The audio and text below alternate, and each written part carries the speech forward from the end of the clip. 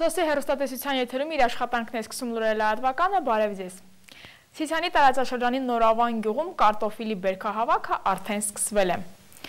Վերջին օրերին տեղացած խոշոր կարկուտը բարեբախտաբար հողի տակ գտնվող բերքը չի վնասել։ Չնայած այս տարվա անբարենպաստ եղանակին գյուղացին լավատեսորեն է տրամադրված եւ ստացված արդյունքից էլ գոհ է։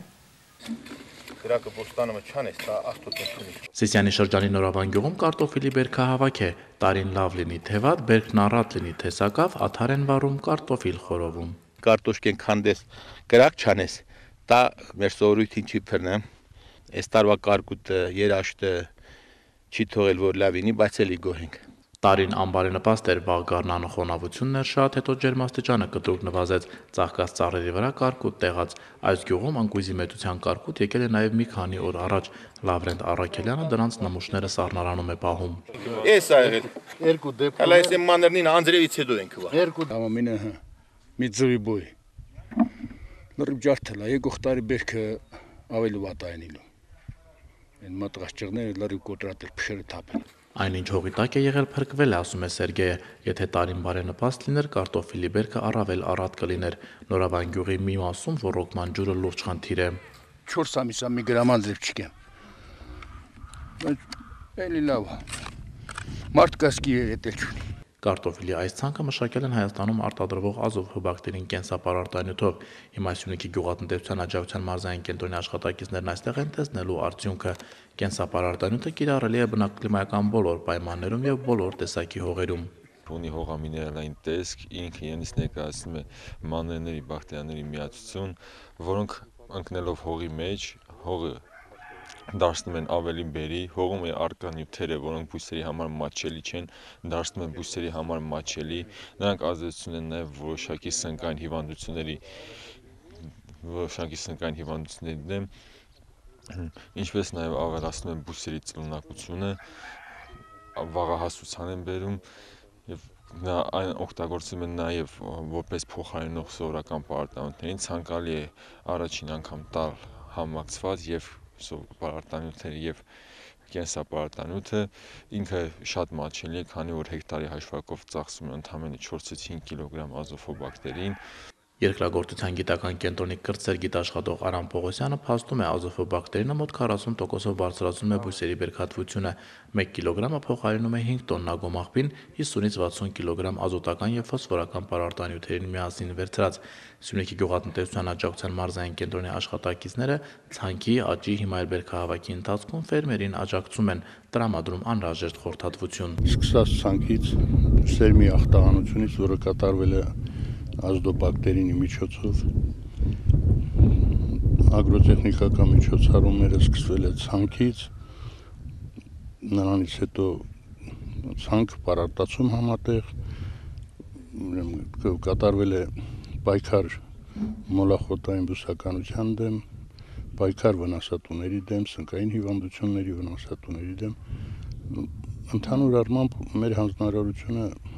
ֆերմերը ուղղակիորեն ճշգրիտ կատարում էր,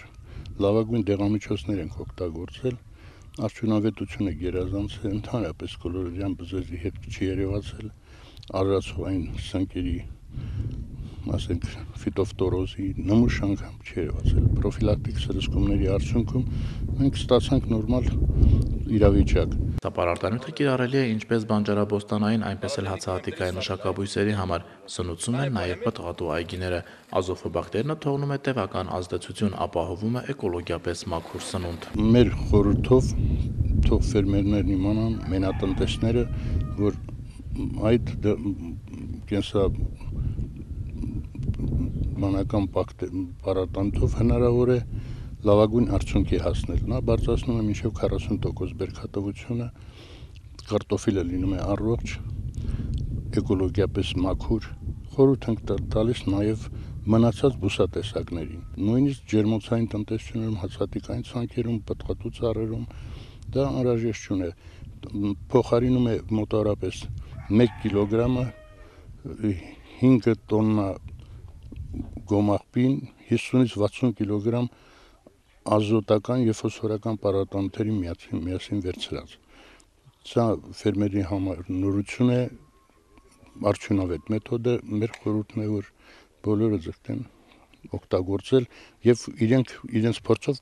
կհամոզվեն, որ իրոք հնարավոր է մեր պայմաններում լավագույն բերք ստանալ նաեւ էկոլոգիապես մաքուր։ Սյունիքի գյուղատնտեսության աջակցության մարզային կենտրոնը մարզի տարբեր բնակավայրերում այս տարի իրականացրել է 4 ծրագիր։ Տեխնոլոգիաների գնահատում ծրագիրը Սյունիքում իրականացում է 2011 թվականից ի վեր, նպատակ ունենալով հանրապետության գիտական կենտրոններում մշակված եւ փորձարկված նոր տեխնոլոգիաները ներդնել ֆերմերային ամենատարբեր տնտեսություններում։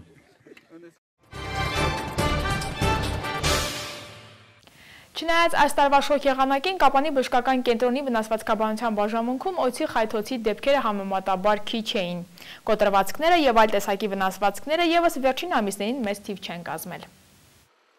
83-ամյա Զինավարտ Տատը Կապանի բժշկական կենտրոնի վնասվածքաբանության բաժանմունք այսօր առավոտյան է տեղափոխվել։ Ասում է, կոտրվածքը ստանալու պատճառը չարաբաստիկ գորգն էր։ Արդեն երկրորդ անգամ է սայթաքում ու բնակարանի հատակին հայտնվում։ Առաջինի դեպքում բախտը բերել էր։ Vamos sangala palasena na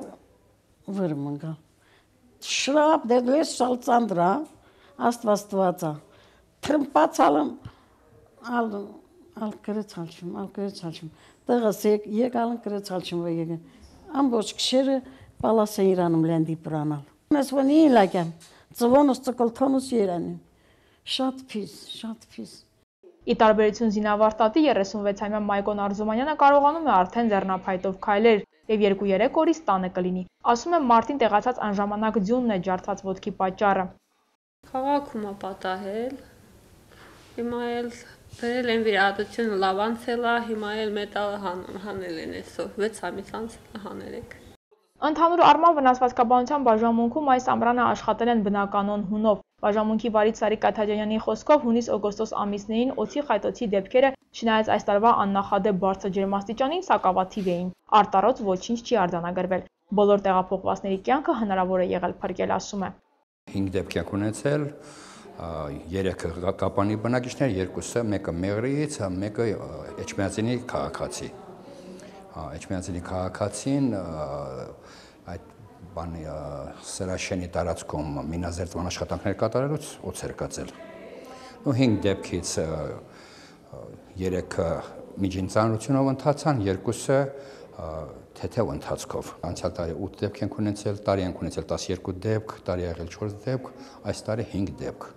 Ինչպես բաժանմունքի վարիչն է փաստում, տրավմատիզմը նույնպես վերջին շրջանում պակասել է, սա եւս տարվա եղանակներով է պայմանավորված։ Ձմռանը մարդիկ համեմատաբար քիչ են շարժվում, հետեւաբար կոտրվածքները եւ տարբեր աշխարհի վնասվածքները մեծ թիվ չեն կազմում։ Իսկ տաք եղանակին լրիվ հակառակն է լինում։ Վերջին տարիներին չափավոր է։ Արտակարգնից լուրջ վնասվածքներով հիվանդներ եզակի ունեցել ենք, հիմնականում միջին վնասվածքներով հիվանդներ են եղել։ Քաջարանի տարածքաշրջանից հիվանդներ ենք ունենում, հիմնականում կենցաղային։ Բաժանմունքում տարեկան մոտ 170 մեծ ու փոքր վիրահատություններ են կատարվում։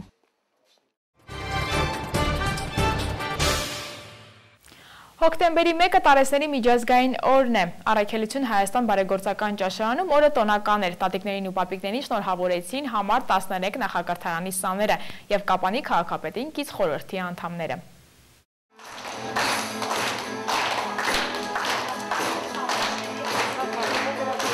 Գույնզգույն փուչիկները առաքելություն Հայաստան բարեգործական ճաշարանին տոնական շունչ են տալիս։ Պատահական չէ, հոկտեմբերի 1-ը պապիկների եւ տատիկների միջազգային տոնն է։ Օրվա հերոսներին մեծարելու ջերմաղթանքներ հղելու համար ճաշարանում էին հյուրընկալվել հարևան նախակրթարանի փոքրիկները։ Թոթովախոս մանուկների ողջունները տարեցների սրտերը ուրախությամբ լցրին։ Առաջին իսկ հնչյուններից երեխաների հետ մեկտեղ սկսեցին ծափահարել ու ժպտալ։ Նա սկերը միշտ ամուր է, նա ձեքը միշտ փափուկ է։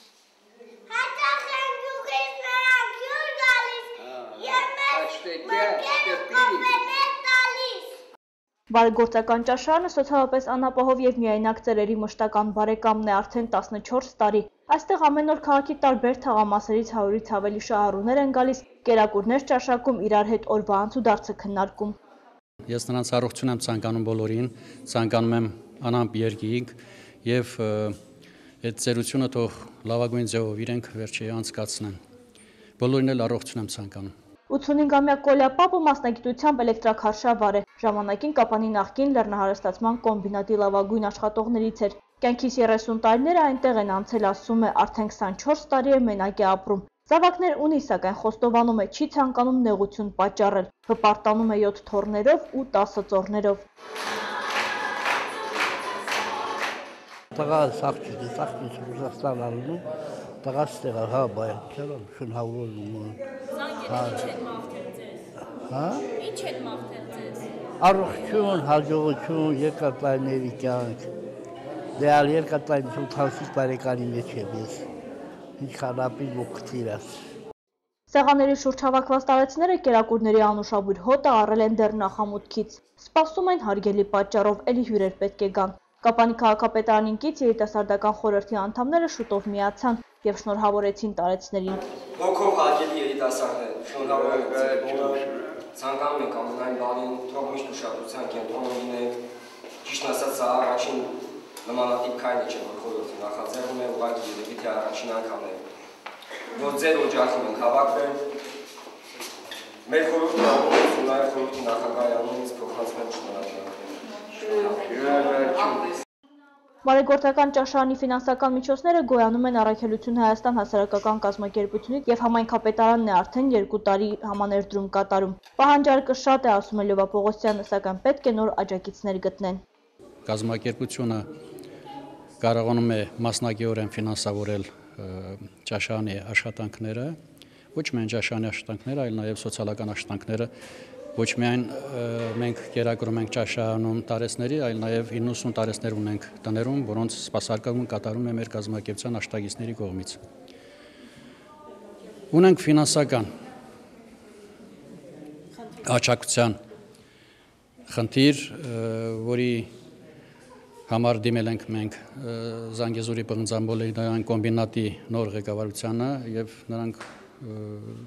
լավագույն ձևով են ընդունել մեր առաջարկությունը եւ հավատացած եմ, որ այդ մարդիկ կօգնեն, որպեսզի կարողանանք մենք հետագայում այս աշխատանքները շարունակել։ Այսօրվա ճաշացանկը ձավարով թանապուրն էր, ուզբեկական փլովը եւ թեյը։ Այս ամենի հետ մեկտեղ տարեցները նաեւ ճաշակեցին երիտասարդների բերաստոնական տորթը։ Բերաները քաղցրացրին, մի բաժակ գինով էլ բոլորին քաջառողջություն մաղթեցին։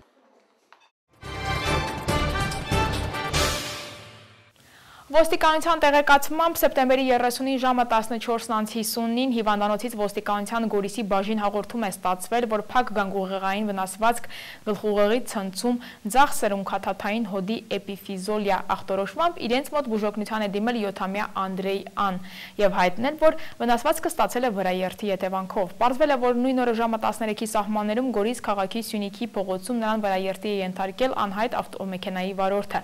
Ձեռնարկված միջոցառումների շնորհիվ պարզվել է, որ Անդրեյ Այն վրաերթի է ենթարկել Սայփա Մագնիշի ավտոմեքենայի վարորդը 1989 թվականից ծնված Սաջադ Փ-ն, որը նույն օրը ժամը 18-ի սահմաններում Կապանի քաղաքում հայտնաբերվել եւ տեղափոխվել է ոստիկանության Գորիսի բաժին եւ ներկայացվել քննչական բաժանմունք։ Դոնեցկում խաղաղ բնակիչներ են զոհվել։ Կատալոնիայի կառավարությունը հայտնում է, որ շարունակելու է պայքարը հանուն ինքնորոշման։ Ծանոթացեք միջազգային լուրերին։ 10 խաղաղ բնակիչներ են զոհվել Դոնեցկում հրետակոծության արդյունքում, որից տուժել են երթուղային ավտոբուսը եւ համար 57 դպրոցը։ Այդ տարածքը վերահսկող ռուսամետ անջատականների տվյալներով կրակը բացել են ուկրաինացի զինծառայողները, կառավարական զորքերը մեղադրում են ապստամբներին։ Ավտոբուսի ուղևորներից զոհվել է 6 մարդ, մեկը վիրավորվել է։ Արկը համար 57 դպրոց չի ընկել, պայթել է շենքից 5 մետրի վրա, որտեղ այդ պահին գտնվում էր 238 մարդ։ Զոհվել է 4, վիրավորվել 8 մարդ, ծնողներ եւ մանկավարժներ։ Երեխաների շրջանում զոհեր չկան։ Կատալոնիայի կառավարությունը դադարեցնում է անկախության հանրաքվեի նախապատրաստությունը, որ հետապնդման չի ենթարկի պետական ծառայողներին, որոնք պետք է վարեն սահմանադրական դատարանի կողմից ապօրինի ճանաչված քարոզարշավը։ Դա չի խանգարել հազարավոր մարդկանց դուրս գալու Բարսելոնի Սուրբ Հակոբի հրապարակ, որ արտահայտվեն ինքնորոշման օգտին։ Կատալոնիայի հասարակական շարժման ներկայացուցիչները հայտարարում են, որ պատրաստ են իրենք վարելու քարոզարշավը։ Դատարանը նրանց չի կարող արգելել մասնակցելու ցույցերին։ Հանրաքվեն նախատեսվում էր նոյեմբերի 9-ին։ Ինքնավար Կատալոնիայի ղեկավարությունը հայտարարում է, որ ձեռքերը ծալած չի նստի եւ կհասնի սահմանադրական դատարանի որոշման չեղյալ հայտարարելուն։